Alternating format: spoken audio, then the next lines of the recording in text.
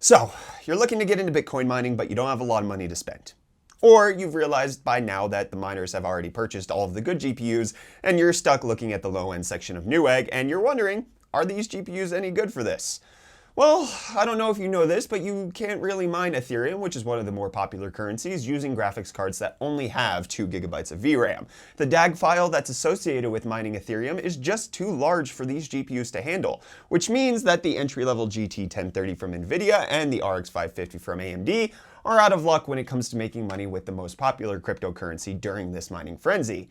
And unfortunately, with Ethereum miners buying everything on the market that has more than 4 gigabytes of VRAM, these two cards can be, unfortunately, a last resort for many of you out there who are looking to get into the mining game.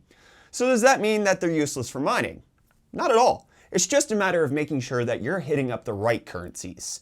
Thankfully, finding which currency is best for each card is a simple process with a nice hash aggregate miner.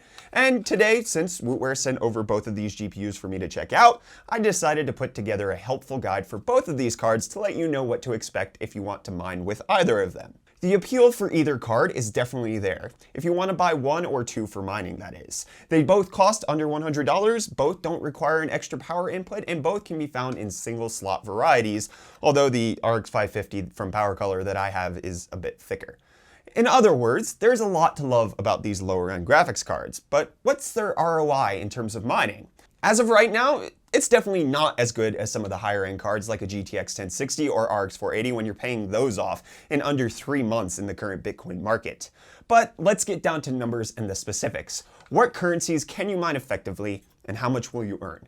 And while there are nearly 1,000 different brands of cryptocurrencies out there, I've narrowed it down to 4 with regards to this comparison. For all of the comparisons, I'll be assuming a normal average electricity cost of 12 cents per kilowatt hour, and if you don't pay anything for electricity, then you're going to be earning a little bit more.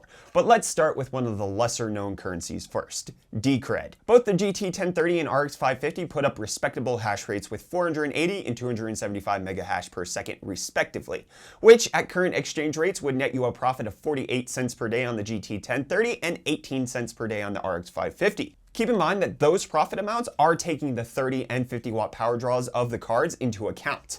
Now, at a static value and difficulty, that means that the GT 1030 could pay itself off in 145 days, and the RX 550 would take 500 days.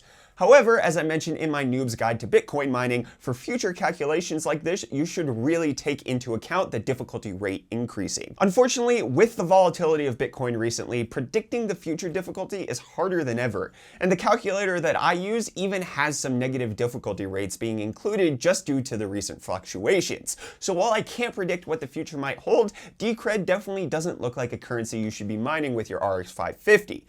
Moving on to the next coin, LBRY, which makes me either want to call it LBRY or library depending on how I read it in context. But this coin definitely appears to be the most profitable one you can mine with the GT 1030.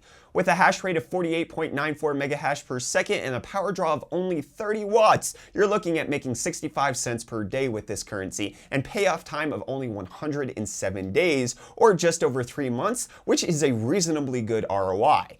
The RX 550 does a bit better here than with Decred, but still isn't as strong as the GT 1030. With a lower hash rate of 32.5 megahash and a higher power draw by 20 watts, you're looking at making only 35 cents per day, which puts the payoff time at nearly 9 months. The Pascal currency is up next with the GT 1030 still taking the lead as the better performing card. With a higher rate of 166 megahash versus the 159 megahash on the RX 550, the payoff time is still incredibly high. With only a measly profit of 23 cents per day, you're looking at mining for 300 days straight till you pay this card off, which is better than the 16 cents per day that the 550 is making, leading to a 560-day straight mining session for ROI on that card.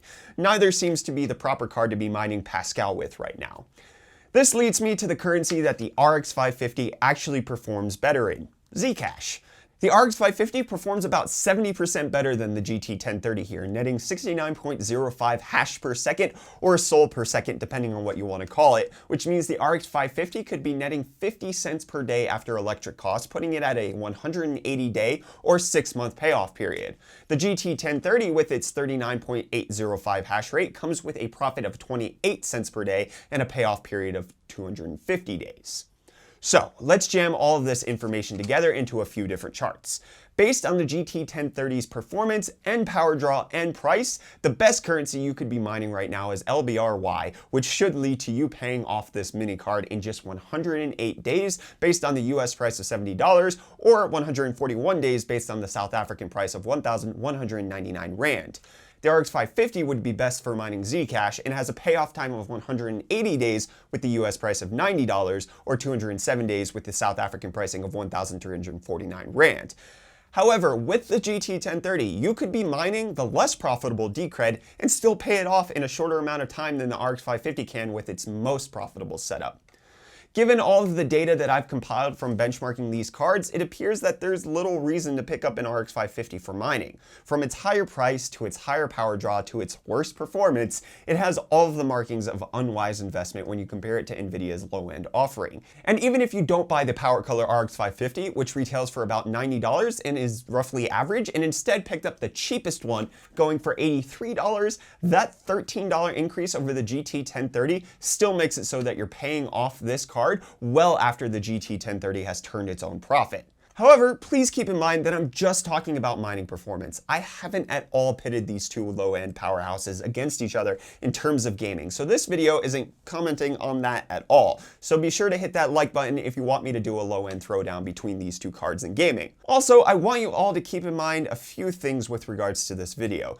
These values, the profit that you're making per day, return on investment ideas, and all of that really only apply to today specifically as this video is being released and not really any time in the future. The fluctuating prices of cryptocurrencies and some would say impending collapse means that this advice could be meaningless tomorrow if it all falls down the drain and you'll be losing money when you try to mine with these cards. I made this video as an answer to my own curiosity of what can you get if you mine with these cards and is it profitable at all?